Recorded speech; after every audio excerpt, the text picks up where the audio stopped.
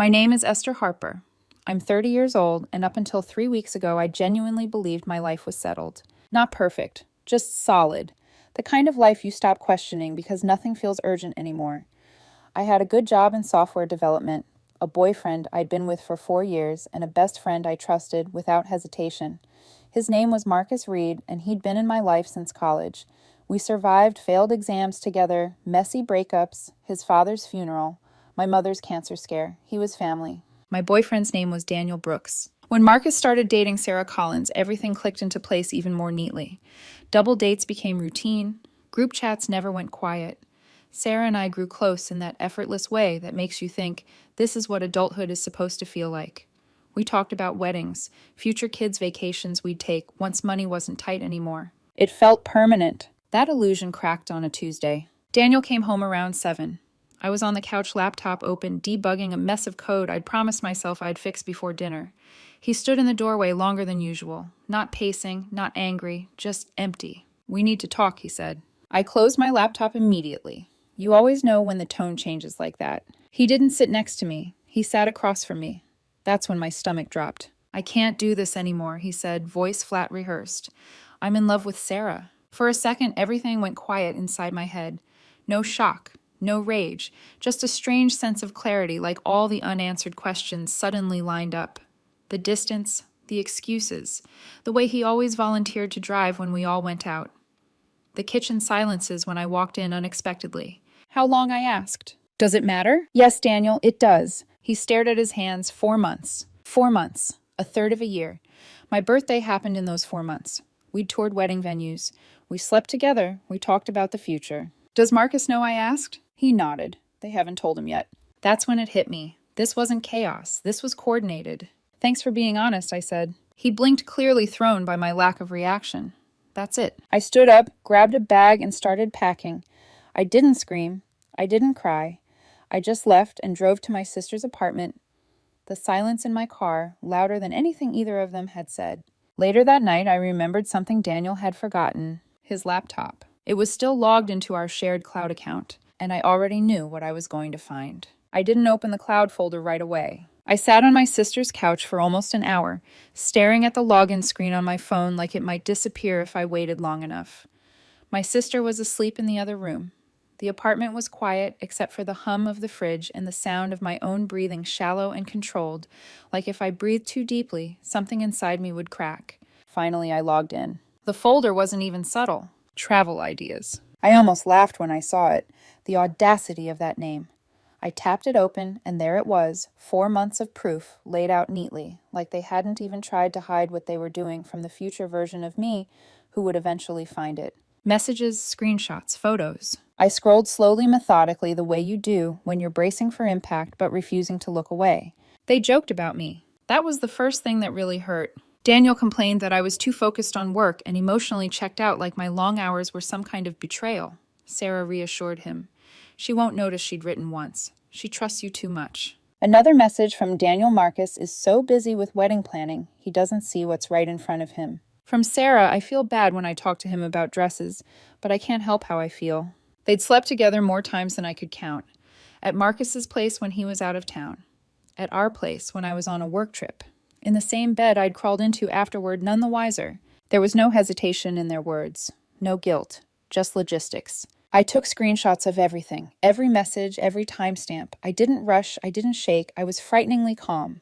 Then I stared at Marcus Reed's contact name in my phone and skipped right past it. I called Sarah Collins instead. She answered on the second ring, cheerful and unsuspecting. "Hey, Esther. What's up? Are you home?" I asked. "Yeah, why?" "I'm going to send you something," I said. "Please look at it before Marcus gets back." There was a pause.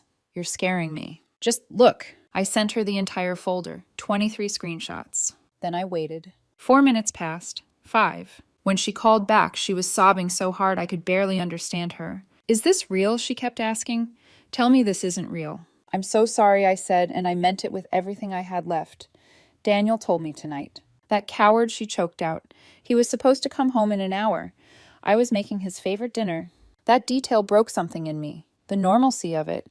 The way life kept moving while everything underneath it rotted. We stayed on the phone for almost an hour. She cried. I listened. I told her where I was. She told me she was packing a bag and going to her sister's place. Neither of us talked about forgiveness. It never even came up. That night, Daniel called me 11 times. Sarah called Marcus 8. I didn't answer any of them. By morning, everything had started to collapse. Daniel showed up at my sister's apartment at 6 a.m., pounding on the door like he was the victim. My sister answered before I could stop her. He started yelling immediately, accusing me of betraying his trust, of invading his privacy. You cheated on me for 4 months, I said, from behind her, and you're mad about privacy. He looked stunned, like the script had flipped, and he hadn't memorized this part. Get out, my sister said, now. He left shouting. Marcus tried a different approach. A long text around noon. Apologies layered with excuses. It just happened. We tried to fight it. What Sarah and I have is real. I read it twice, then blocked his number. That afternoon, Sarah texted me. He came to get his stuff. My dad was here. Let's just say he left without it. That was the first time I smiled. It didn't last long. Around 7 that evening, Daniel showed up again. This time he was crying. I saw him through the window, sitting on the front steps, head in his hands. My sister was out. I stood there longer than I want to admit, watching him fall apart, and then I made a choice I'm still not sure was the right one. I went downstairs. He looked up at me like I was oxygen. She broke up with me, he said immediately. I didn't respond. Sarah, he rushed on. Her family is threatening legal action over some prenup clause. Marcus can't afford to lose his business connections with her dad, so he said we need to take a break until things settle down. I almost laughed. Almost. So you're here because what I asked. You want me back. I made a mistake, he sobbed. I panicked. I was scared about the wedding. We were good together, Esther. We can fix this. No, I said. We can't. He grabbed my arm. Promised therapy. Promised change. Claimed Sarah manipulated him. I remembered the screenshots. The months of planning. The ease with which he'd lied. Pack your things, I said. You have until Friday. Where am I supposed to go? I shrugged. Marcus's place. He flinched like I'd slapped him. I went back upstairs and watched from the window until he finally left, hunched and empty. By the end of the week, everything was messier. And far from over. By Friday, my life looked like a crime scene being cleaned up by people who pretended nothing bad had happened there. Daniel came back for his things with a backpack and a cardboard box, like 4 years could be reduced to something you carry out in 2 trips. I made sure I wasn't alone. My sister stayed. 2 of my friends sat in the living room pretending to scroll their phones while actually watching every move he made. He cried the entire time. Not loud, dramatic crying. Quiet, persistent tears, the kind meant to trigger sympathy. Every few minutes he'd glance at me, waiting for something: comfort, forgiveness, acknowledgement. I gave him nothing. I didn't help him pack. I didn't argue. I didn't tell him it would be okay. When he left, he hesitated at the door. I never meant to hurt you. I looked past him. Yet here we are. He walked out without another word. Saturday morning, I met Sarah for coffee. She looked like she hadn't slept in days. Dark circles under her eyes, hair pulled back like she hadn't cared enough to style it. We hugged briefly, awkwardly, then sat down across from each other with cups neither of us really wanted. He keeps calling, she said quietly. Marcus. Says it was a mistake, that Daniel seduced me. Same speech, different audience. I nodded. They're consistent, I'll give them that. She gave a weak laugh, then went quiet again. We didn't fill the silence. We didn't need to. There was something strange and grounding about sitting with someone who didn't need an explanation for why you felt hollow. They deserve each other, she said eventually. Yeah, I agreed. They do. Before we left, she hesitated. Do you want to get dinner sometime? Not a date. Just not alone. I'd like that, I said, and I meant it. Marcus tried one last time to reach me that night. Not directly. Through a coworker. The message was short. I owe her an apology in person. I told my coworker to pass along a response. If he ever contacts me again, I'll forward every screenshot to his family and his business partners. He never reached out again. The consequences spread quietly after that. Marcus's business took a hit.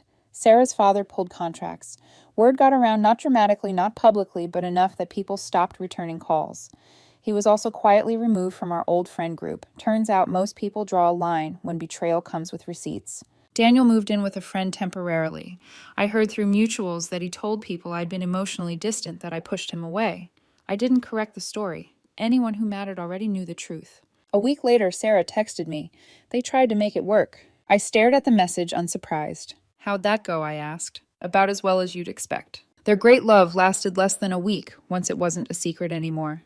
No adrenaline, No stolen moments, just two people who realized they'd burned down their lives for something that couldn't survive daylight. I moved out of the apartment at the end of the month. I couldn't breathe there anymore. Every wall held a memory I didn't want to negotiate with. I found a smaller place across town. Nothing fancy, but it was mine. The first night I slept there alone, I felt something unexpected. Relief. I didn't miss Daniel. Not really. I missed the version of him I thought I knew. I missed the future I'd planned with someone who didn't exist anymore. But the man who could lie to my face for 4 months and then cry when it backfired, I didn't miss him at all. The weeks after the move blurred together in a way I didn't expect. Not dramatic, not cinematic, just quiet, administrative, healing by paperwork and small decisions instead of grand moments. I canceled the wedding venue and lost the deposit. That hurt more than I wanted to admit, not because of the money, but because it was the last tangible proof that something real had existed once. I boxed up anything that still smelled like Daniel and dropped it off without ceremony. I blocked numbers, muted group chats, learned which friendships were built on proximity instead of loyalty. Sarah and I kept getting dinner. It stayed exactly what we said it would be. Two people sitting across from each other, sometimes talking, sometimes not. There was no flirting, no subtext, just understanding. The kind that doesn't ask you to explain why certain songs make your chest tighten, or why seeing a specific car model makes you irrationally angry. One night, halfway through pasta neither of us finished, she said, "People keep asking me if I'm okay." And I asked. She shrugged. "I tell them I will be." I nodded. That's been my answer too. Daniel's mother called me once, apologized, said she didn't raise him that way. I thanked her genuinely. It didn't change anything. Apologies don't rebuild trust. They just acknowledge the wreckage. Mutual friends filtered information to me, whether I asked or not. Marcus was posting sad quotes on Instagram. Daniel had started going to therapy and telling people he was doing the work. I didn't engage with any of it. The more distance I put between myself and their narrative, the lighter everything felt. One afternoon, about 2 months out, Sarah told me she was seeing someone new. A guy from her gym. No shared history. No connection to any of this. She smiled when she talked about him. Really smiled. I was genuinely happy for her. She asked if I was seeing anyone. I'm not, I said, and I'm okay with that. And I was. For the first time in a long time, I wasn't trying to replace what I'd lost. I was just living. I went back to the gym, picked up my guitar again, reconnected with friends I'd neglected while building a future that turned out to be imaginary. I learned what my evenings felt like when they belonged only to me. 3 months after everything blew up, something strange happened. I ran into Marcus. It was at a coffee shop near my office. I saw him at the counter as I walked in, thinner than I remembered, shoulders slightly hunched like he was bracing for impact. Our eyes met. He opened his mouth. I didn't slow down, didn't look away. I just walked past him like he was a stranger. I heard him exhale behind me, sharp and defeated. That moment, more than the screenshots, more than the fallout, more than any apology I never received, felt like closure. Because indifference isn't something you perform. You earn it. It's been 4 months now. People keep asking for an update like there's supposed to be some dramatic final act where everything clicks into place and I emerge stronger, wiser, untouchable. The truth is quieter than that. Daniel reached out about 6 weeks ago, not to apologize, to tell me he was in therapy. He said his therapist suggested he seek closure. I stared at the message for a long time before replying. I don't owe you closure. Then I blocked his number again. A few weeks later, my sister ran into him at a grocery store. He tried to ask how I was doing. She walked away without answering. I loved her for that more than she knows. Marcus, from what I've heard, hasn't fared much better. 2 short relationships since everything imploded. Both lasted less than a month. His business never fully recovered. Apparently, when people know you're capable of betraying the person closest to you, they start wondering what you might do to them. Justice isn't loud. Sometimes it just looks like consequences. Sarah moved to a different city about an hour away. New job at a startup. Instagram stories about choosing yourself and new beginnings. I don't follow her. Mutual friends tried to show me screenshots at first. I told them to stop. That's not bitterness. That's peace. Sarah and I are still friends. We got dinner last week. She talked about her new boyfriend, how easy it felt, how she didn't have to second-guess every silence. I was happy for her, genuinely. She asked me if I regretted sending her the screenshots. Not for a second, I said. You deserve the truth. We both did. I moved into my new apartment in September. It's smaller than the place I shared with Daniel, but it's mine. Every piece of furniture was chosen intentionally. No shared memories embedded in the walls. no ghosts. Sometimes late at night, I think about the life I thought I was building, the wedding that never happened, the future version of myself I had already memorized. I don't miss Daniel. I miss the illusion. A couple of weeks ago, someone messaged me asking if I'd ever trust anyone again. I told them I didn't know. Maybe eventually, but I'm not in a hurry. I spent 4 years building a life with someone who threw it away for a fantasy. I'm not doing that again until I'm absolutely sure. Life has a way of doing that, teaching you that the people you think you know best can look you in the eye and tell you they love someone else, and you realize maybe you never knew them at all. But you move on anyway, and some days that's enough.